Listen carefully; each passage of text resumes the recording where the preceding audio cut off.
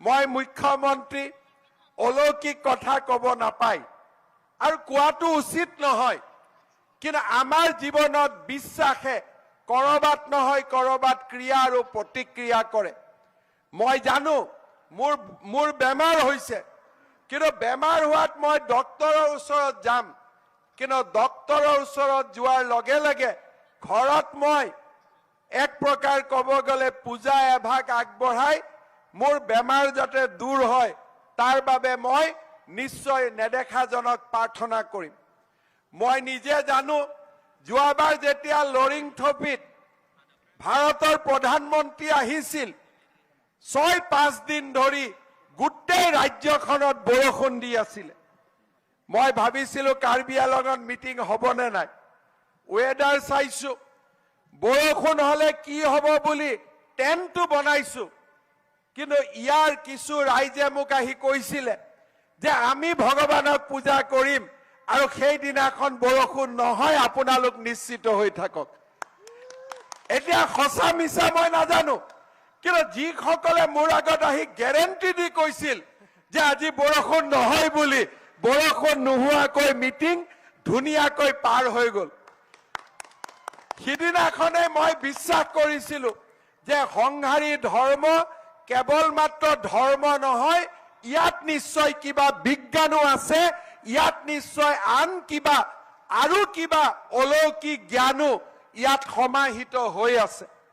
মই সেইকাৰণে কাৰ্বি নৱপ্ৰজন্মক আহ্বান জনাম যে আমাৰ কাৰ্বি সংহাৰী ধৰ্মক আমি বিজ্ঞানৰ দৃষ্টিৰ পৰা, পৰিৱেশ ৰক্ষাৰ দৃষ্টিৰ পৰা, গ্লোবেল ৱাৰ্মিঙৰ দৃষ্টিৰ পৰা আৰু আমাৰ পৰম্পৰাগত বিশ্বাসৰ দৃষ্টিৰ পৰা আপোনালোকে এই ধৰ্মক আৰু অধিক গৱেষণা কৰি এই ধৰ্মৰ নিহিত আৰু ইয়াত লুকাই থকা বিভিন্ন সম্পদসমূহ উদ্ধাৰ কৰি ইয়াক আপোনালোকে জগত সভালৈ লৈ যাওক।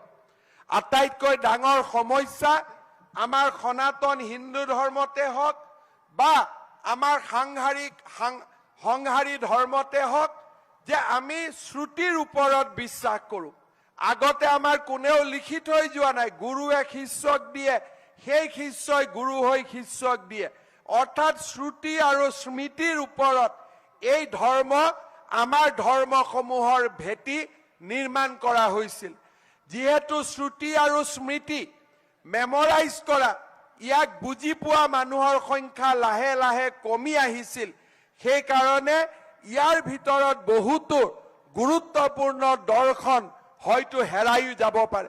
কিন্তু আমি যেতিয়া ইয়াৰ প্ৰকৃত গৱেষণা কৰিম, পুৰণা লোকসকলৰ লগত কথা পাতিম, পাহাৰত থকা আমাৰ পুৰণা লোকসকলৰ সৈতে আলোচনা কৰিম, এই লুকাই যোৱা, হেৰাই যোৱা বিভিন্ন সম্পদো আমি পুনৰ এবাৰ উভতাই আনিব পাৰিম। সেয়ে মই আপোনালোকক অনুৰোধ জনাওঁ যে গছৰ যেনেকে শিপা শক্তিশালী হৈ থাকিব লাগিব, কাউন্সিলে কিমান পাৱাৰ পালে, কিমান নাপালে, কিমান ৰাস্তা বনালো, কিমান নাপালো, সি আধুনিকতাৰ প্ৰমাণ দিব। কিন্তু কাৰ্বি সমাজক যদি কোনোবাই যুগ যুগ ধৰি জীয়াই ৰাখিব, সেয়া হৈছে আৰণবাৰীম আৰু সংহাৰী ধৰ্মই।